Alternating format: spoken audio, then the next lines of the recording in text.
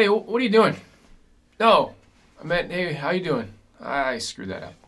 Always screw up that intro. Hey, how you doing? No, I'm serious. How you doing? I'm Landon. Welcome to my YouTube channel. I just recently did a video on my top favorite things about Telecaster, and you can check that out right here. And I thought I'd do a follow-up with the Stratocaster.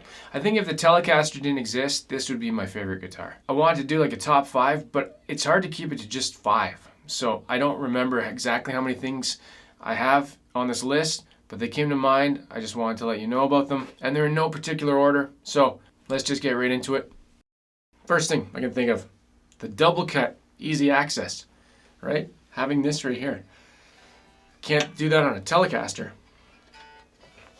Oh, sorry, it's this side. I don't even know what I'm doing. I'm looking, it's, you gotta understand, it's a reverse image of what reality and the things, it's too technical. Yeah, having the ability to go through here and get up like that and go through, do this. But then right through, sweet. That's it. Double cut, easy access for the high frets. It's nice to have. You don't have that on a Tele. Number 2, having the 5-way selector, you can get a lot of different tones out of a Strat.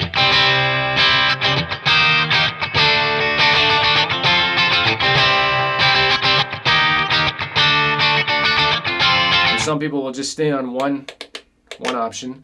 Some people like 2 and 4 because those are like the noise canceling ones. And this guitar can be used in any kind of genre too. And that's to do with the pickups and the sounds you can get out of it.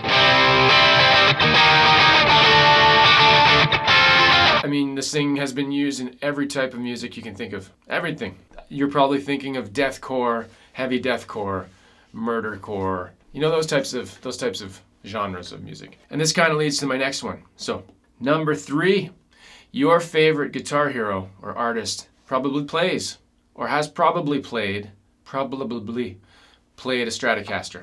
Jimmy played one, Davey played one, Ricky played one, Stevie played one, Buddy, Holly played one, Johnny Frusciante played one, everybody played one.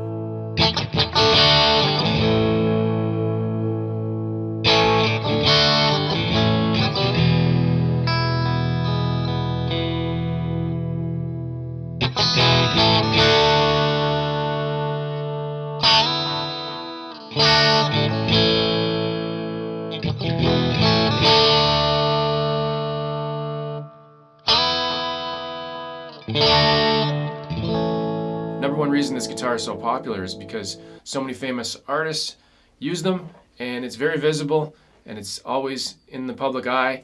And a lot of people probably think of an electric guitar with this shape when they think of an electric guitar. Look at that. Okay, number 4. And this is something that I'm touching it right there. Something that I kind of wish was on more Telecasters. It's the belly cut. Right here. When you got a belly, it fits right into, I guess if you hold it up high, it could be called the boob cut, or your belly. Depends where you wear your guitar, right? It could be the crotch cut, could be your sack cut, knee cut. It all depends how high or how low you hang it. How's it hanging?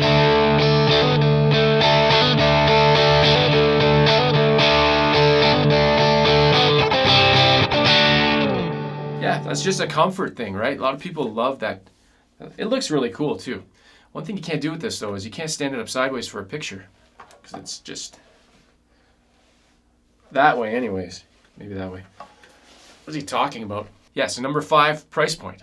Similar to something I said with the Tele video, there's a Stratocaster at any price point for anybody. So like I'm talking about Fender and Squier particularly. There's a lot of imitation brands and stuff too. Or knockoffs. I guess you could call them clones. That's a nice way to say it. Is that a nice word? So if you look at like the Bullet Squier, they start in like the $100 to $200 range. Then you go all the way up to the custom shop line, and that's the kind of stuff that like movie stars and musicians and your dentist and doctors play, and crazy people. Usually, I think you're insane. I'm talking to you because you have one. $7,000 for a guitar. What are you, nuts? Okay, and any style too. Like I'm talking about color. Like this is a maple with a sunburst finish. I mean, hey, if you like pink guitars with rosewood fretboard, you can find one. If you like neon green guitars with a maple fretboard, you can probably find one somewhere. I'm just trying to say, the point is, hey, what's this point? Any type of guitar color, similar to the Telecaster. Again, I keep mentioning that because you probably want to go watch that video too after, or if you haven't already. Modding, very easy to mod these guitars, and it comes down to the way they were built. The tuners are easily accessible. You can take them off. It's a bolt-on neck, like Michael bolt-on. Four screws. You can take that neck off really easily. It's really easy to get into the control cavity. You gotta get the strings out of the way, but it's just, how many screws are on this one? 1, 2, 3, 4, 5, 8 screws on this one. And the trem is easy to get to. If you wanted to change the block in that, you want to give it like more mass, or if you want to just take that thing out and make it into a hardtail Strat for some reason, you can mod. One thing I'll note about modding though, this is a Squier model. There's also Mexican models. There's Made in America models.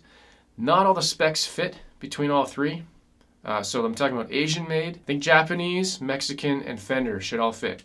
Correct me if I'm wrong. I'm trying to make this simple. Asian stuff like Squiers, they might have different specs. Do your research.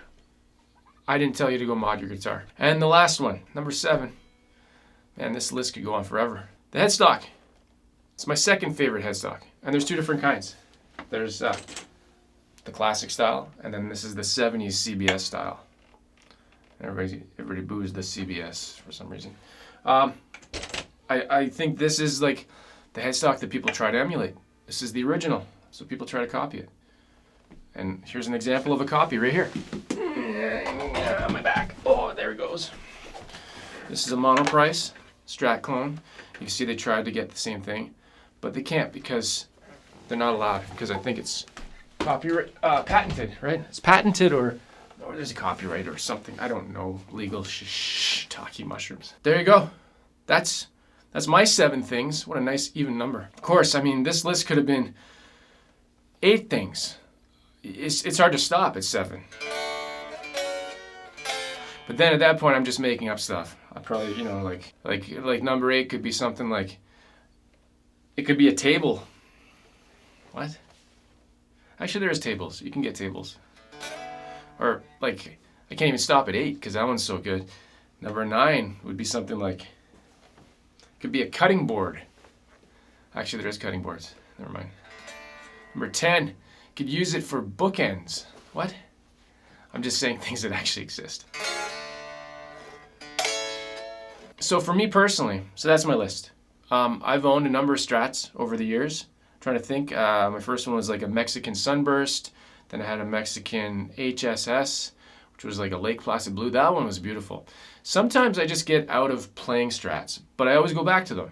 So if Tellys didn't exist, this would be my number 1. So you're my number 2. That doesn't sound right. Okay, that's my list, but now I leave it to you. Let me know your favorite things about Stratocasters. Why are Strats better than Tellys? Let me know. Prove me wrong. Change my mind. Prove me wrong. I'm just trying to use the lingo the kids. I'm trying to be hip with it. Saying hip with it is not being cool. Saying cool probably isn't being cool anymore either. Oh man, it sucks. Is there any way to say cool stuff without swearing? Leave me some feedback. If you like my stuff, agree with my stuff, my list, I mean. Let me know. Again, I'm Landon. This is my channel. You're watching YouTube. If you haven't already, if you're just new to my channel, please subscribe to my channel. Go watch my old videos. I got a ton of videos, lots of videos that nobody's ever watched, like hundreds, literally hundreds of videos that nobody's watched. So go do yourself a favor and watch those videos. How's that a favor? As always, play guitar and have fun, and I'll see you in the next video. Take care.